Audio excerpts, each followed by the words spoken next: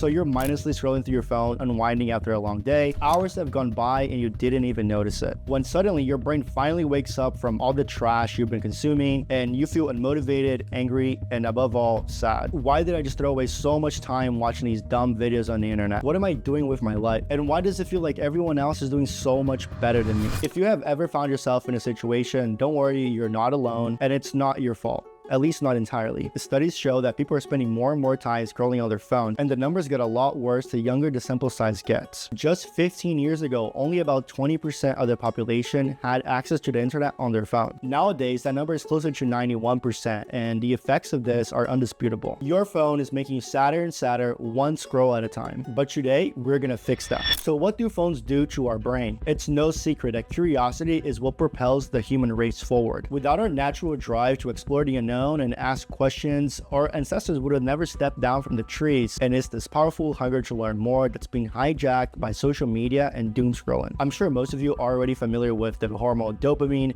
but most people actually get dopamine wrong. More science has come out linking dopamine to motivation rather than just being the feel-good hormone that we all know about. It's actually so crazy that genetically modified mice who are unable to produce dopamine will die of hunger because they have no drive to seek food. While researching for this video, I learned how dopamine helps us get motivated to complete a task if we believe that we're going to receive a reward at the end of that task. And this is where the problem with social media lies. Phones give us an unlimited supply of dopamine that activates neural pathways in our brains that usually only get activated with the anticipation of receiving a reward. Things like hunting for food or finding a good place to shelter. Likes, new followers, and messages from others are releasing dopamine into these pathways without us having to do any work, just by sitting on the couch and scrolling on our phones. As dopamine travels through these pathways, it makes them stronger. With time, the novel aspects of our lives like getting work done or eating a good meal are no longer as exciting to us, causing us to feel sad. It's no wonder we find ourselves constantly flocking to our phones in order to avoid being bored. Our brains are not used to this level of extreme stimulation, and that's why we may feel so unmotivated whenever we're not consuming content. Some studies have found that phones make us less focused,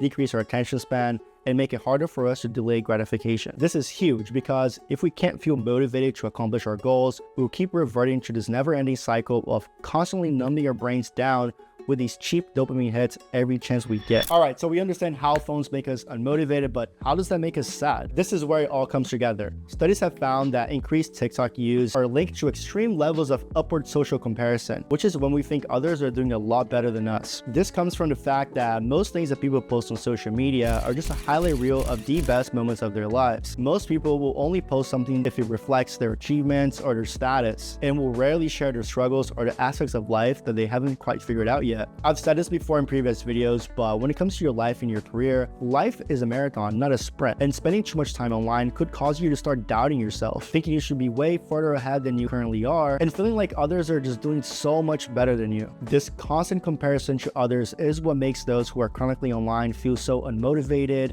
anxious, and depressed. Look, you are exactly where you need to be, okay? As long as you're putting in the hard work and getting better 1% every day, you will achieve the things that you want to achieve. All right, that's enough doom talk. Now that we know the effects the phones have in our brains, let me help you find out if you're actually addicted to your phone and how you can implement science-backed methods to wean off that habit. Researchers use dopamine to determine how addictive a substance can be. And now that we know that phones are in fact contributing to an increased release of dopamine, it's important to be concerned about the potential addictiveness of your phone. Addiction is defined as the compulsive consumption of a behavior or a substance, despite its potential to harm to self and to others. And there are 5 questions we need to ask ourselves in order to determine if we are in fact addicted or not. Do you ever want to go on your phone at the expense of doing something else? For example, talking to your girlfriend, doing work, or making a home-cooked meal. The second question is, does your phone have the ability of affecting your mood? Are you happier when others are sending you messages or engaging with your posts? Or do you usually get annoyed or upset when you come across something that you don't like or that you disagree with online? This is a valid concern because if the answer is yes,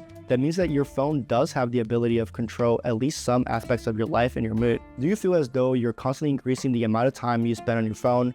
in order to get that same feeling again? Are you moody or upset whenever you do get those cravings to go on your phone, but you just can't at that moment because you're in class or you're driving? Research has found that for those who do spend a lot of time on their phones, whenever they do put the phone down, their body releases cortisol, a hormone that can make you feel stressed and anxious, which leads them to pick their phone back up again. Do you often attempt to decrease your phone usage just to find yourself right back where you started out? We call that a relapse. The good news is you can change this, okay? Our brains have neuroplasticity, which means that we can rewire these behaviors. So these are the top 3 science-backed methods for you to cut down on your phone usage. The first one is to restrict your phone usage to small windows of time within your day. Like, for example, limiting the access to your phone to 1 hour a day. This could be the key to avoiding compulsive, elevating phone usage that comes with having an unlimited access to your phone at all times. This way, we can still use our phones to connect with others and let them know that soon we're going to be putting our phones down. Physical binding is another way that you can reduce this compulsive behavior, and that just means creating barriers to going and reaching your phone. For example, you can put it in a locked drawer,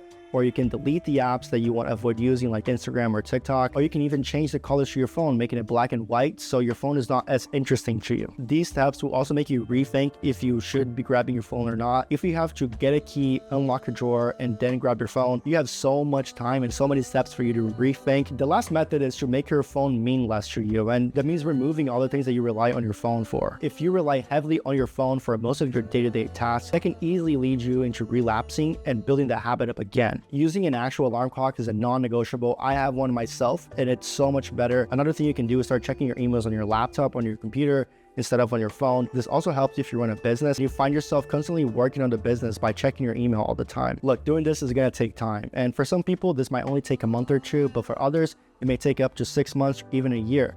Just be patient with yourself and trust the process. Know that once you are able to ditch this habit, the benefits are so good and they far outweigh the inconvenience of putting your phone down or deleting your favorite apps and so on. I promise you, if you do this, you're gonna feel a lot better. You're gonna feel like you're actually living life in the moment rather than just living in your phone and living for social media. That's one thing that I realized about a month ago, which really made me want to make this video. I wanted to share with you guys that this struggle is real and you shouldn't feel ashamed about being addicted to your phone. It happens to all of us. These phones are engineered to be addictive. Once you're able to put your phone down and you start living in the moment, you're going to become a way more social person and you're going to be connecting with a lot more people when you're out. And if that's the case, it's very important to learn how to build a strong network, especially when it comes to the world of business. If you want to learn more about how to build a strong network in the world of business, click over here to watch my latest video.